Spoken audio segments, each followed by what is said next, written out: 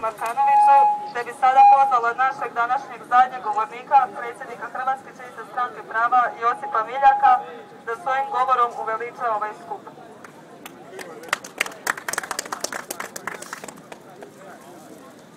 Braćo Hrvati, sestre Hrvatice, Hrvatska domoljubna mladeži, okupili smo se danas ovdje kako bismo predstavili mladež Hrvatske čiste stranke prava, koja će doista biti budućnost hrvatske politike ili Hrvatske biti neće.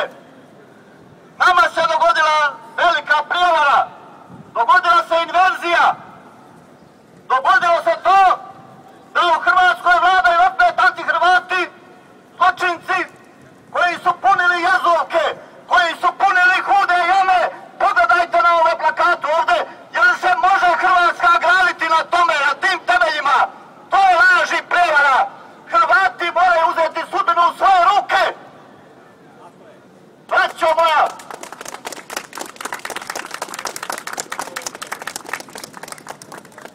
juče smo u Livnu pokopali hrvatskoga domoljuba, velikana koji nije imao koristi materijalne od svoje domovine, nego je svu svoju materijalnu dobrobit, svu svoju zaradu dao i u emigraciji u Francuskoj, gdje je proveo preko 25 godina. Ivan Kovačulik položio je život za ovu domovinu. Je li on položio život za ovu bagru koja je na vlasti? Nije, braćo Hrvati! Mi 91. nismo ustali, ovdje su bojovnici i Boris Bredek i Zvonimir Trusić i naš časni Mladen Švac koji se bori perom. To je borba. Ni oni se nisu borili za ovu kamad koja vlada na Markovu trgu, na Pantovčaku. To su antihrvati, to su mentalni velikosrbi. Oni ne znaju što znači domovina. Za njih je domovina poligon za pljačku i otimačinu, a nama je domovina dom. Zato mi vičemo za dom spremni i uvijek ćemo biti. Što nam je činiti? Dolaze izbori. Mi nismo ovdje danas kako bismo agitirali za Hrvatsku čistu stranku prava. Ovdje agitiramo za Hrvatsku. Za Hrvatsku do Drine. To je naša domovina.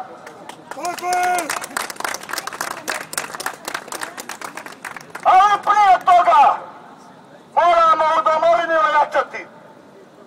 Kako bismo našu domovinu, naša pluća i srce, kako juče reče Dobroslav Jeko Lasić, država ne može živjeti bez pluća i srca, a Bosna i Hercegovina je naša pluća i naše srce.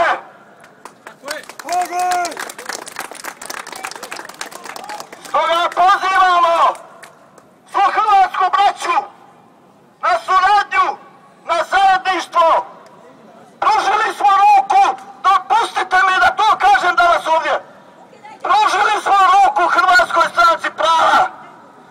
Šta oni čine? Oni i dalje žele služiti agresoru i okupatoru ove naše nove države. Jer ovi što su na Pantovčaku i Markovu trgu, to je nova okupacija. Tu nema domoljublja, tu nema ničega. Oni su se odlučili na služenje izrodima. Jer se može niže pasti? Jer se može niže časna Hrvatska stranka prava? Pozivam je danas ovdje kao odgovornu za ovo stanje koje imamo, koja je uništila domoljublje, zavarala domoljube koji su glasovali za nju. Pozivam se da ne daju nijedan glas za Antu Đapića. To je zlo Hrvatske.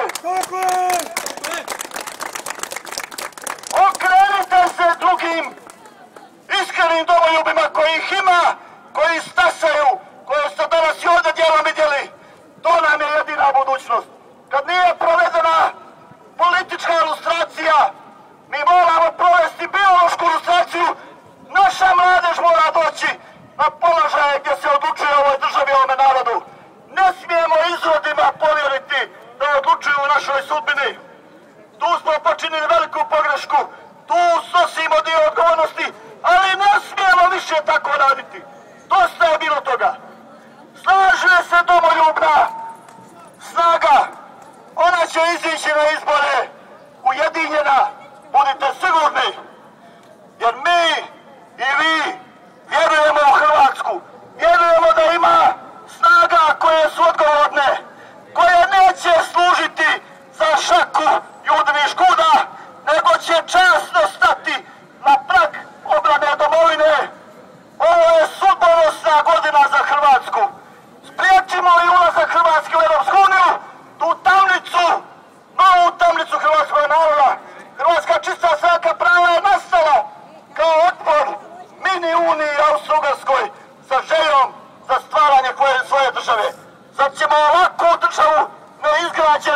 prožetu izdajom, kriminalom, neredom, izručiti u nekakvu Evropsku uniju. Uradimo je prije mi, to nam je zadaća. Svi morate biti za to spremni, svi raditi, svi u svom krugu, animirati ljude da se bore. Neću više duljiti, vrućina je. Hvala svima što ste došli, što ste svojim dolaskom podržali našu domoljubnu mladež na kojoj će ležati budućnost ovoga naroda. Pozdravljam vas, Bog i Hrvati, i za dom spremni! Spremni! Zahvaljujem se gospodinu Miljku na ovom govoru i na potpori koju nama mladima daje ne samo danas, već godinama kroz naše cjelokupno djelovanje. Govorom gospodina Miljka smo došli do kraja današnjeg skupa. Nadam se da su naši današnji govornici uspjeli dokazati da je smjena generacija i biološka lustracija nužna, kada već nije urađena ona politička. Hrvatska čista stranka prava u prvi plan stavlja našu hrvatsku mladost, mladost koja raste u novoj domovini i koja nije opterećena povijesnim traumama i zabludama. Mladost koja neće prodavati Hrvatsku, nego ju jačati na svim poljima. Nacionalnim, demografskim, gospodarskim, moralnim, kulturnim i međunarodnim. Naša mladež je odgajana u duhu domoljublja i čovjekoljublja, u duhu moralnih vrednota. Potpuno svjesni da borba za svoje ne znači mržnje prema drugom, nego upravo suprotno. Ko ne poštuje svoje, taj ne može cijeniti ni tuđe. Krenimo putem hrvatskog državnog prava, jer je to jedini put ka ozdravljenju i učvršćenju Hrvatske kao nacije i kao države koju će svi poštovati i uvažavati. Podržite smjenu generacija u hrvatskoj politici i dajte šansu mladima. Bog i Hrvati.